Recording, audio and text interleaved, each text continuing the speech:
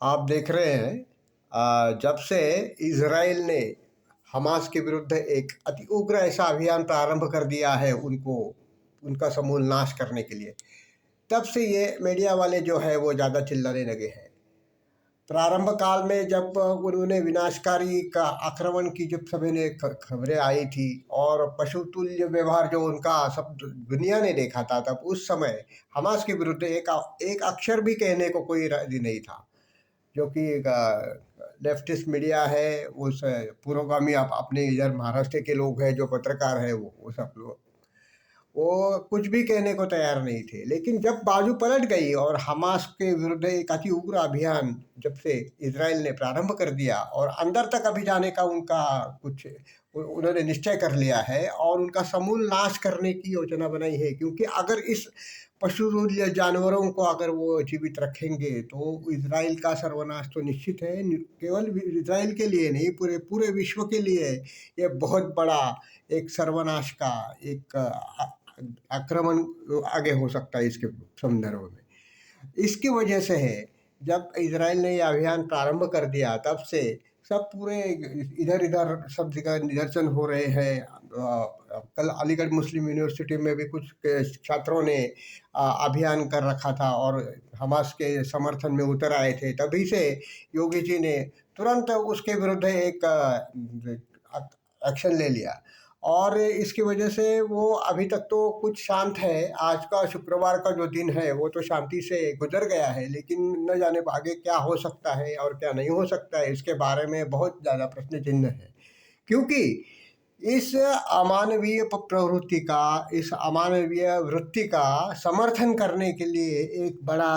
वर्ग, एक बड़ा समाज अभी भी है और वो भारत के दुनिया के किसी हिस्से में है, उसका तो हमें चिंता करने की आवश्यकता नहीं है। लेकिन भारत में एक ऐसा वर्ग है कि जो उनका समर्थक है, जो अपने समाज में भी है और उनके समाज में तो उनका समर्थन करने वालों की संख्या 95% से भी ज़्यादा मिल जाएगी। केवल 4-5% जो है मनुष्य है, मनुष्य योनि में रहते हैं, मनुष्य के जैसे विचार रखते हैं उनके लोग, वो उसका विरोध करेंगे। बाकी 95% तो समाज का समर्थन ही बोलते होंगे, चाहे कुछ करने करे, लेकिन उनका मन से तो समर्थक उनका, क्योंकि उनकी सोच जो है सालों साल से उनको पढ़ाया गया है, सिखाया गया है, लिखाया गया है, उनके द्वारा उनकी जो शिक्षा दी जाती है उसके द्वारा, तो उनकी सोच ही ऐसी बन गई है कि इसमें कोई भी परिवर्तन कर नहीं सकता, कोई भी परिवर्तन ला नहीं सकता है। तो इसी सोच की वजह है कि वो उनको कुछ इसमें अमानवीय दिखता नहीं है, क्योंकि जो उनके साथ जो अत्याचार हुए हैं, वो जो पीड़ित हैं वो दूसरे धर्म के हैं। जो अगर वो दूसरा काफिर है तो उसके विरुद्ध कितने भी अत्याचार हो तो वो जायज़ है और वो उनके धर्म का एक कर्तव्य है कि काफिर को नष्ट करना, काफिर के विरुद्ध अत्याचार करना और काफिर को ज़्यादा से ज़्यादा पीड़ा दे करके इस पृथ्वी से एक तो उनका धर्मांतर करके मुसलमान बनाना, नहीं तो उसको इस पृथ्वी से उसका जीवन समाप्त कर देना। ये तो उनकी सीख सिखाई गई है सालों साल से। तो उसी सोच के अनुसार ये सोच विचार किया जाता है।